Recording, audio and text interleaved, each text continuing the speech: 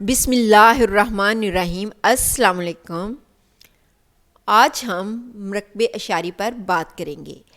پچھلے لیسن میں نے آپ کو مرکب کی ڈیفینیشن بتائی تھی کہ دو یا دو سے زیادہ الفاظ ملے تو اس سے کوئی بامعنی بات وجود میں آئے تو اسے مرکب کہا جاتا ہے۔ پھر میں نے آپ کو بتایا کہ مرکب کی دو اقسام ہوتی ہے، ایک مرکب تام جس کو جملہ بھی کہا جاتا ہے اور دوسرا مرکب ناقص۔ پھر اس کے بعد ہم نے مرکب ناقص میں مرکب توصیفی کو بڑی ڈیٹیل کے ساتھ سمجھا اور آج ہم مرکب اشاری پر بات کریں گے۔ سب سے پہلے میں آپ کو مرکب اشاری کی ڈیفینیشن بتاتی ہوں۔ مرکب اشاری مرکب ناقص کی وہ قسم ہے جس میں ایک اسم دوسرے اسم کی طرف اشارہ کرے۔ پہلا اسم جو اشارہ کرنے کے لیے استعمال کیا جاتا ہے اسے اسم اشارہ کہا جاتا ہے، اور دوسرا اسم جس کی طرف اشارہ کیا جاتا ہے اسے مشار الیہ کہا جاتا ہے۔ ہمارا اسم اشارہ ہمیشہ معرفہ ہوگا۔ ہمارے اسم اشارہ کی یہ خصوصیت ہے کہ وہ ہمیشہ معرفہ ہوگا۔ پچھلے لیسن میں جب ہم اسم نکرہ اور اسم معرفہ کی میں نے آپ کو بڑی ڈیٹیل کے ساتھ بتایا کہ کس طرح ہم ایک اسم نکرہ کو اسم معرفہ بناتے ہیں۔ اس کے علاوہ پھر میں نے آپ کو چند ایسے اسماء بتائے جو کہ اسم معرفہ سمجھے جاتے ہیں، ان میں سے ایک اسم اشارہ بھی تھا، یعنی کہ ہمارے تمام اسماء اشارہ معرفہ ہوتے ہیں۔ اب کیونکہ ہمارے تمام اسماء اشارہ معرفہ ہوتے ہیں تو جب ہمارا اسم اشارہ معرفہ ہوگا تو ہمارا مشار الیہ بھی معرفہ ہی ہونا چاہیے۔ تو ہمیں کسی بھی اسم کو معرفہ بنانے کے لیے اس کے آگے ال لگا دیتے ہیں اور اس کی تنوین ختم کر کے اس کسی حرکت کو سنگل کر دیتے ہیں۔ اب ہم دیکھتے ہیں کہ ہم کس طرح مرکب اشاری بناتے ہیں۔ سب سے پہلے ہم نے اس میں اشارہ لکھنا ہے۔ یہاں پر دیکھیے ذالکا، یہ اس میں اشارہ ہے، اور یہاں پر ہم نے دوسرا اسم لیا ہے جس کی طرف اشارہ کیا گیا ہے، وہ ہوا کتابن۔ اب کتابن کیونکہ اسم نکرہ ہے ہم نے اس کو معرفہ میں چینج کرنا ہے، اور کسی بھی اسم نکرہ کو معرفہ میں چینج کرنے کے لیے اس کے شروع میں ال یعنی کہ لام التعریف لگا دیتے ہیں اور آخری حرف پر اس کی حرکت سنگل کر دیتے ہیں۔ یہاں پر دیکھیے الکتابو، یہ اس کی حرکت سنگل ہو گئی اور یہ معروف باللام ہو گیا۔ یہاں پر دیکھیے سب سے پہلے ہم نے اس میں اشارہ لکھا، اس کے بعد ہم نے اپنا مشار الیہ لکھ دیا، تو یہ ہمارا مرکب اشاری بن گیا۔ یہاں دیکھیے اب ہم اس کا ترجمہ کرتے ہیں۔ ترتیب بالکل وہی ہے جو اردو میں ہوتی ہے۔ سب سے پہلے اس میں اشارہ، اس کے بعد وہ والا اسم جس کی طرف اشارہ کیا جاتا ہے جسے عربی ٹرم میں مشار الیہ کہا جاتا ہے۔ یعنی کہ اب ہم جب اس کا ترجمہ کریں گے تو ہمیں اپوزٹ سائڈ سے نہیں پڑھنا پڑے گا، کیونکہ اس کی اور اردو اور انگلش میں تینوں میں مرکب اشاری کی ایک ہی ترتیب ہے۔ اب ہم دیکھتے ہیں کہ ہمیں اپنا مشار الیہ کو کیوں معرفہ کرنا پڑا۔ ہم نے مرکب توصیفی میں یہ بات سمجھی تھی کہ موصوف ہمیشہ چاروں پہلوؤں سے یعنی کہ جنس، عدد، وسعت اور اعراب کے لحاظ سے اپنے موصوف کو فالو کرتا ہے۔ بالکل سیم کنڈیشن مرکب اشاری میں ہے۔ اس میں بھی مرکب توصیفی کی طرح مرکب اشاری میں بھی جنس، عدد، وسعت اور اعراب کی مطابقت کا ہونا ضروری ہے، یعنی کہ ہمارے اس میں اشارہ اور ہمارے مشار الیہ کے درمیان چاروں لحاظ سے اسم کے چاروں پہلوؤں کے لحاظ سے مطابقت کا ہونا بہت ضروری ہے۔ کیونکہ ہمارا اسم اشارہ معرفہ ہے تو ہمیں اپنے مشار الیہ کو لام التعریف لگا کر اس کے آگے ال لگا کر اس کو اسم معرفہ بنانا ہے۔ یہ بہت ضروری ہے۔ مشار الیہ کا معروف باللام ہوئے بغیر مرکب اشاری مکمل نہیں ہے۔ یہاں پر اگزامپل دیکھیے، سب سے پہلے ہم نے اس میں اشارہ لگایا، اس کے بعد ہم نے اپنے مشار الیہ کو اسم معرفہ میں چینج کیا، یعنی کہ اس کے شروع میں ال لگایا۔ یہاں پر دیکھیے تمام اسماء اشارہ شروع میں آئے ہیں اور ان کے آگے ان کے جو مشار الیہ ہے وہ تمام ال کے ساتھ آئے ہیں۔ اس میں اشارہ تو اسم معرفہ ہے ہی، اور اس کے ساتھ ہمیں اپنے مشار الیہ کو بھی اسم معرفہ میں چینج کرنا ہے۔ تمام یہ مشار الیہ اپنے اسم اشارہ کو فالو کر رہے ہیں اور تمام اسم معرفہ ہے۔ یہاں پر دیکھیے ھذا کتاب، یہ کتاب، ذالک الطفل، وہ لڑکا، ھذہ شجرۃ، کیونکہ یہ تا مربوطہ بتا رہی ہے کہ یہ مونث ہے تو یہاں پر مونث کا اشارہ استعمال ہوا، اور یہاں پر دیکھیے جنتو کی تا مربوطہ بتا رہی ہے کہ یہ اسم مونث ہے تو مونث کا اشارہ استعمال ہوا۔ اولئک مسلمون، یہاں پر مسلمون واو نون بتا رہا ہے کہ مسلمون جمع ہے تو اس لیے یہاں جمع کا اشارہ استعمال ہوا۔ تو ان ایگزامپل سے ہمیں پتہ چلا کہ دور، نزدیک، واحد اور جمع کے لیے علیحدہ علیحدہ اس میں اشارہ ہوں۔ اب ہم دیکھتے ہیں اس میں اشارہ کی اقسام۔ اس میں اشارہ کو دو اقسام میں ڈیوائڈ کیا جاتا ہے، اس میں اشارہ قریب اور اس میں اشارہ بعید۔ سب سے پہلے ہم اس میں اشارہ قریب کے دیکھتے ہیں۔ یہاں پر دیکھیے مذکر کے لیے ھذا، اور حالت رفع میں ھذانی، اور حالت نصب اور جر میں ھذینی۔ اب یہ دیکھیے یہ الف اور نون کے نیچے زیر بتا رہی ہے کہ یہ حالت رفع ہے، اور یا ساکن اور نون کے نیچے زیر بتا رہی ہے کہ یہ ہمارا اس میں اشارہ حالت نصب یا جر میں ہے۔ یعنی کہ یہ دونوں تثنیہ کے جو صیغے ہیں وہ اعرابی لحاظ سے دو شکلیں رکھتے ہیں، اور جو واحد کے اس میں اشارہ ہے وہ تینوں حالتوں میں ایک ہی شکل رکھیں گے۔ یہاں پر مونث کا بھی جو واحد کا صیغہ ہے وہ تینوں حالتوں میں ایک ہی شکل رکھے گا، کیونکہ جو ہم اور ادھر پھر جمع کے دیکھیے، جمع کے مونث، مذکر اور مونث دونوں کے لیے ایک ہی اس میں اشارہ استعمال کیا ہے ہؤلاء، اور تینوں حالتوں میں ان کی ایک ہی شکل ہے۔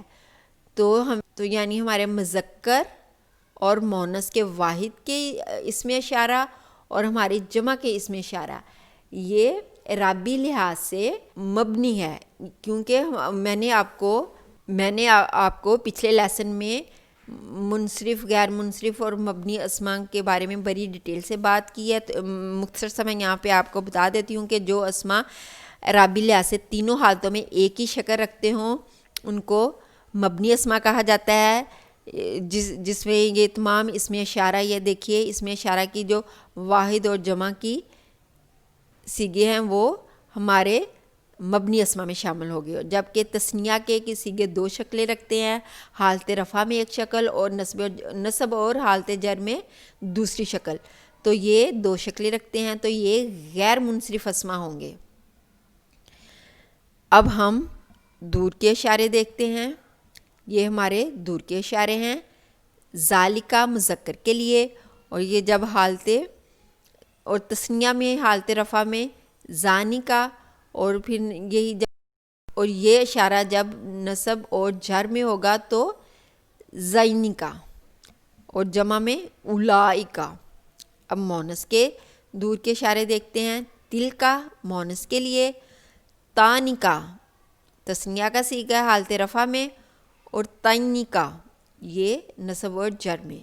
تو یہاں پر بھی جو ہمارے اس میں اشارہ بعید ہے وہ بھی واحد مذکر مونث کے صیغے اور جمع میں دونوں کے لیے جو ایک ہی ہے وہ تینوں حالتوں میں ایک ہی شکل رکھتے ہیں، تو یہ ہمارے مبنی اسماء ہوں گے، جبکہ جو تثنیہ کے صیغے ہیں وہ دو شکلیں رکھتے ہیں، حالت رفع میں ایک شکل اور نصب اور جر میں دوسری شکل، تو یہ غیر منصرف اسماء ہوں گے۔ اب ہم ان ایگزامپل سے دیکھتے ہیں کہ ہمارے اس میں اشارہ اور ہمارا مشار الیہ چاروں پہلوؤں کے لحاظ سے ایک دوسرے سے مطابقت رکھتے ہیں۔ یہاں پر دیکھیے ھذا، اس میں اشارہ واحد کیا ہے؟ اب دیکھیے جنس کے لحاظ سے یہ مذکر ہے، اور کیونکہ اسماء اشارہ معرفہ ہوتے ہیں تو یہ بھی معرفہ ہے، اور حالت رفع میں یہ کیسے پتہ چلے گا؟ یہ ہمیں مشار الیہ کے آخری حرف کی حرکت سے پتہ چلے گا. یہ دیکھیے کیونکہ ہمارے اسم کے آخری حرف پر پیش ہے تو یہ حالت رفع میں ہے، تو اس کا مطلب ہے کہ ہمارا یہ اسم اشارہ بھی حالت رفع میں ہے. تو چاروں پہلوؤں کے لحاظ سے ہمارے اسم اشارہ اور ہمارے مشار علیہ سیم ہے، یعنی کہ ان میں مطابقت ہے. اب دیکھیے آگے یہ اسم اشارہ تثنیہ کیا ہے. ہازانی مسلمانی، ہازان المسلمانی. اب یہاں پر دیکھیے یہ اسم اشارہ تثنیہ کیا ہے، کیونکہ ہمارا مشار علیہ تثنیہ ہے. جیسا ہمارا مشار علیہ ہوگا ہمارا اشارہ وہی استعمال کیا جائے گا. اگر ہمارا اسم مشار علیہ جمع کا صیغہ ہوگا تو ہمارے اسم اشارہ بھی جمع کا استعمال کیا جائے گا. اب یہاں پر دیکھیے یہ تثنیہ ہے تو مشار علیہ بھی تثنیہ ہے. پھر یہ معرفہ ہے تو ال لگ کے ہمارا یہ اسم بھی معرفہ ہو گیا. اور یہ کیونکہ نون کے نیچے الف اور زیر بتا رہا ہے کہ یہ حالت رفع میں ہے، تو ہمارا اس ہازانے بھی حالت رفع میں ہے. یہ اس کا بھی الف اور نون کے نیچے زیر اس بات کی علامت ہے کہ یہ دونوں اسما جو تثنیہ کے صیغے ہیں حالت رفع میں ہیں. اب ہم اپنے جمع کے اسما اشارہ کو دیکھتے ہیں. جمع میں ہاؤلائی، یہاں پر دیکھیے یہ اسم اشارہ جمع کا ہے اور اسم معرفہ ہے، مذکر ہے اور حالت رفع میں ہے. اب دیکھیے ہم اپنے مشار علیہ کو دیکھتے ہیں. یہ بھی اسم معرفہ ہے کیونکہ اس کے شروع میں ال لگا ہوا ہے اور واو اور نون بتا رہا ہے کہ یہ جمع کا صیغہ ہے، اور واو نون اس بات کی بھی علامت ہے کہ یہ حالت رفع میں ہے. تو چاروں پہلوؤں سے ہمارا اسم اشارہ ہمارے مشار علیہ کے مطابق. اب ہم مؤنث کے صیغوں کو دیکھتے ہیں. یہاں پر دیکھیے کیونکہ ہمارا مشار علیہ مؤنث ہے، اس کی یہ گول تا بتا رہی ہے کہ یہ مؤنث کا صیغہ ہے، تو ہم نے اشارہ بھی مؤنث کا ہی استعمال کیا. اب دیکھیے یہ بھی مؤنث، یہ بھی مؤنث، یہ بھی واحد کا صیغہ ہے اور یہ بھی واحد ہے. یہ تو ہے ہی اسم معرفہ، اور ہم نے اپنے مشار علیہ کو بھی اس میں معرفہ بنا لیا ال لگا کر. ہمارے مشار علیہ کا پیش بتا رہا ہے کہ یہ حالت رفع میں ہے، تو پھر یقیناً ہمارا اس میں اشارہ جو کہ مبنی ہے تینوں حالتوں میں ایک ہی شکل رکھتا ہے، تو اس کی بھی یہ حالت رفع سمجھی جائے گی. اب دیکھتے ہیں تثنیہ میں بھی دیکھیے سیم ساؤنڈ آنی دونوں تثنیہ کے صیغے ہیں، دونوں معرفہ ہیں، دونوں حالت رفع میں ہیں اور دونوں مؤنث ہیں. یہاں پر دیکھیے ہمارے اسم اشارہ اور ہمارا مشار علیہ دونوں جمع کے صیغے ہیں، دونوں معرفہ ہے. ال بتا رہا ہے معرفہ ہے، اور اسم اشارہ تو ویسے ہی معرفہ ہوتے ہیں. اور یہ تا الف اور تا بتا رہا ہے کہ ہمارے یہ مؤنث کا جمع مؤنث کا صیغہ حالت رفع میں ہے، تو پھر یقیناً ہمارا اسم اشارہ بھی جو کہ مبنی ہے تینوں حالتوں میں سیم شکل رکھتا ہے، یہ بھی حالت رفع میں ہے. اب یہاں پر ایک ایکسیپشن ہے. جس طرح مرکب توصیفی میں ایک ایکسیپشن تھی کہ اگر غیر عاقل کی جمع ہو تو ہماری صفت ہمیشہ واحد مؤنث ہوگی. بالکل ایسے ہی اگر ہمارا مشار علیہ جمع مکسر غیر عاقل کی جمع ہو تو پھر اس کے لیے جو اشارہ استعمال ہوگا وہ واحد مؤنث کا ہوگا. یہاں پر کچھ اگزامپل ہے جو قرآن مجید سے لی گئی ہیں، یہ دیکھتے ہیں. یہاں پر دیکھیے تلکل ایام، یہاں پر دیکھیے ایام غیر عاقل ہے اور ساتھ ہی جمع مکسر بھی ہے، اور اس کے ساتھ جو ہم نے اس میں اشارہ استعمال کیا ہے وہ واحد مؤنث کا ہے. یہاں پر دیکھیے المثال مثل کی جمع ہے، اور یہ بھی غیر عاقل، یہ بھی جمع مکسر غیر عاقل ہے. تو اس کے ساتھ بھی جو اس میں اشارہ استعمال ہوا وہ واحد مؤنث کا ہے. یہاں پر دیکھیے حاضل قلم، یہ قلم. مرکب اشاری کیسے پتہ چلا؟ کیونکہ یہ ال بتا رہا ہے کہ یہ مشار علیہ ہے اور یہ اس کا اشارہ ہے، تو یہ اس بات کی علامت ہے کہ یہ مرکب اشاری ہے. یہاں پر دیکھیے، اب یہاں پر دیکھیے کیونکہ یہ مؤنث ہے، یہ اس کی گولتا بتا رہی ہے کہ یہ اسم مؤنث ہے، تو اس کے ساتھ جو اس میں اشارہ استعمال ہوا وہ بھی مؤنث کا ہوا. آگے یہاں پر دیکھیے الرجال، یہ جمع مکسر ہے لیکن یہ عاقل کی جمع ہے. اب جمع مکسر کو میں نے بڑی ڈیٹیل کے ساتھ عدد کے لیسن میں آپ کو بتایا ہے کہ جمع مکسر وہ جمع ہے جس میں واحد جو لفظ ہوتا ہے وہ اپنی اصلی شکل میں نہیں رہتا، اس کے الفاظ آگے پیچھے کر دیے جاتے ہیں، یہاں اس کی حرکات چینج کر دی جاتی ہے، یہاں اس میں کچھ ایڈ کر دیا جاتا ہے، یہاں اس میں کچھ کم کر دیا جاتا ہے، یعنی کہ اس کا کوئی رول نہیں ہوتا، اس کی شکل بالکل چینج ہو جاتی ہے. یہاں پر دیکھیے کیونکہ الرجال جمع مکسر ہے لیکن یہ عاقل ہے، تو اس کے ساتھ ہم جمع کا اس میں اشارہ یوز کر سکتے ہیں. یہاں پر دیکھیے جمع کا اشارہ استعمال ہم نے کیا ہے، ہؤلاء الرجال، یہ بہت سے آدمی. اب ایک ایکسیپشن اور ہے کہ اگر ہمارا مشار الیہ جمع مکسر عاقل ہو تو اسم اشارہ واحد مؤنث بھی آ سکتا ہے. ابھی پچھلی اگزامپل میں ہم نے یہاں پر دیکھیے، یہاں پر ہم نے اپنے جمع مکسر عاقل کی جمع میں اس میں اشارہ جمع کا استعمال کیا، لیکن اس میں ہم واحد مؤنث کا بھی کر سکتے ہیں، کیونکہ اگر مشار الیہ جمع مکسر عاقل ہو تو اس میں اشارہ واحد مؤنث بھی آ سکتا ہے اور جمع بھی، یعنی کہ ہمارے پاس یعنی کہ ہم دونوں طرح سے کر سکتے ہیں.